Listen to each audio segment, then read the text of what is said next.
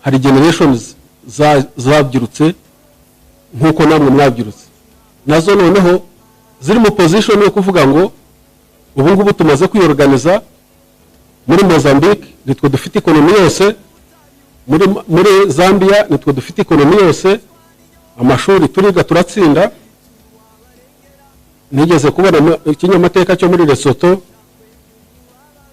bavuga batangaza ibizamini bya leta uko byasohotse muri uwo mwaka, uko amashuri yatsinze n'abatsinze. Nahereye ku mwana wa mbere, Nshimiye Imana, Twagira Imana, Twagira Umukiza, ndende kugeza ku bana bageze 20.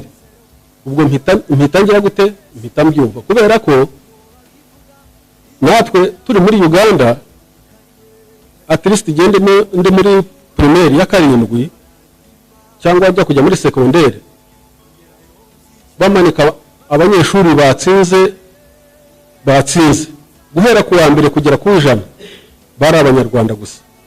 None nabo nyuma y'imyaka 20 baramanika abana batsinze ugasanga nibo gusa. Ibyo ntacyo byakabaye bitwaye yiba bari abana bazima batekereza neza, ariko ikibazo nuko imitekerereze yabo ari ababyeyi babo, ari yo gusenya igihugu. So ubwo urumva ni generations zigiye kugira gute guhangana. Hari mwebwe mwarokotse mufite igihugu, hari n'abandi nabo bamaze kwistabiliza, nabo bavuga bati ubu dufite imbaraga za ekonomi. Nk'ubu muri Malawi nibo ba control economy, ubucuruzi ubuhinzi. Mozambique nibo ba control economy, ubucuruzi ubuhinzi. Southern Africa nibo ba control economy. N'ahandi na hose ni Burayi usanga bagenda bigroupinga mu rubyiruko rwabo. Nubwo igihugu nacyo kimobiliza ugasanga bamwe bacitse mu bice gutyo, ariko no kuvuga ko hari generation yindi izahangana namwe ku kibazo cy'ingenga bitekerezo. Bo babyumva ko ari umurongo bagomba gukomeza, namwe mwumva ko uwo murongo hano mu Rwanda udakwiye guhabwa umwanya. Icyo kintu kuzagisenya muri context y'u Rwanda ni ikintu kigoranye cyane, kubera ko amateka y'u Rwanda niko ameze. Kuva genocide ideology yabibwa mu Rwanda ikanakorwa kugira ngo izaranduke burundu, ni ibintu babigoye cyane. So nyuma ya 1994 rero murabyumva ko abantu bagiye bagasa n'abanyanyagiye,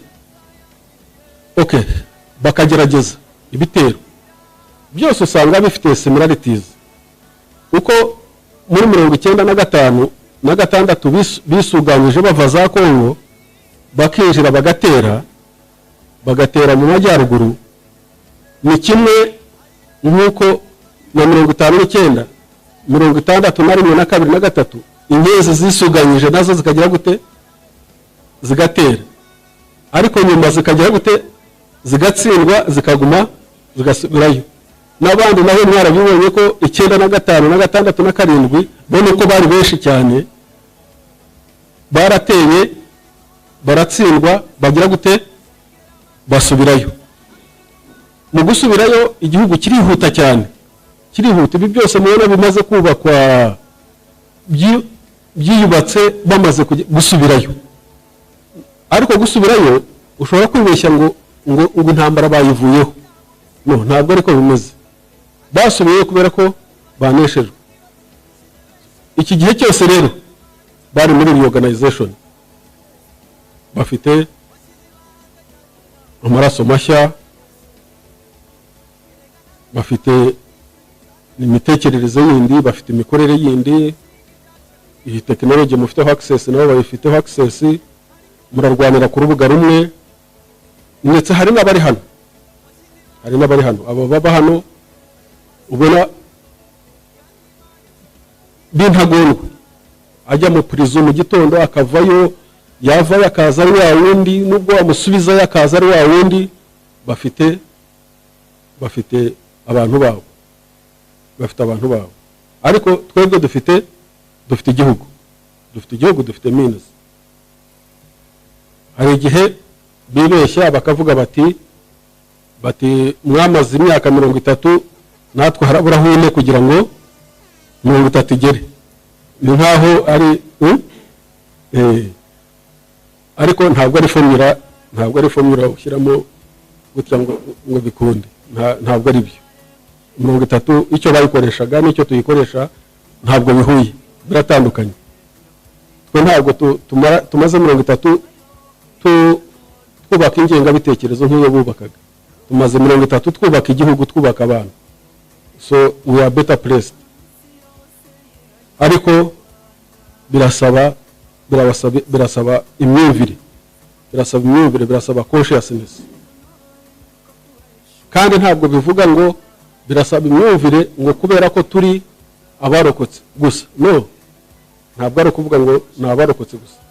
Abarokotse umwihariko wanyu cyangwa abarokotse buriya n'abahagaritse jenoside turi muri kategori imwe, turi vulnerable kimwe. Niyo mpamvu ubona nk'uyu munsi cyangwa se no mu bihe byose bitandukanye, kandi namwe mwarabitangiye, mwarabikoze, ubona urugamba rwo kubaka igihugu ntawe RDF irusiganye, ari ukwitanga no gutanga, uritanga ukanatanga. Gutanga ntabwo ari ubwoba, ntabwo ari ubugwari, nta nubwo ari ubupfu, nta nubwo ari uburangare. Ndavuga gutanga niho kuvuga ngo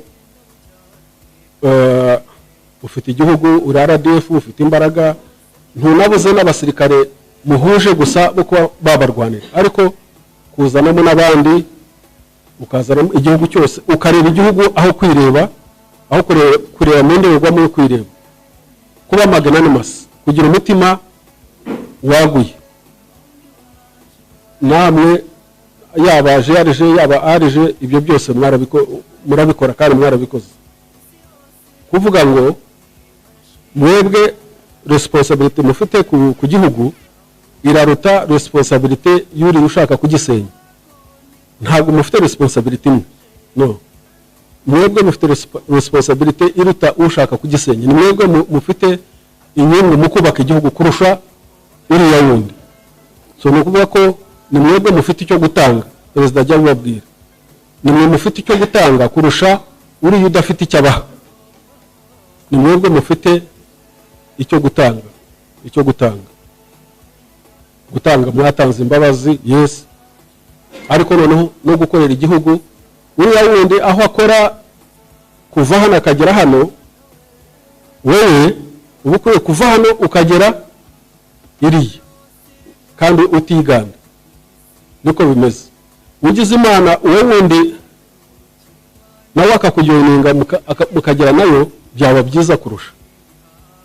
Twebwe inyungu zacu nuko igihugu cyose cyagendera hamwe, ariko se ninde uzabigira mu ruhare? Uzagira uruhare ku gihugu twese twagendera hamwe kurusha undi ni mwebwe, kuko buriya uwabonye ikibi akagera habi cyane, niwe ugira umutima wagutse kurusha umuntu w'umutesi uri aho ngaho utazi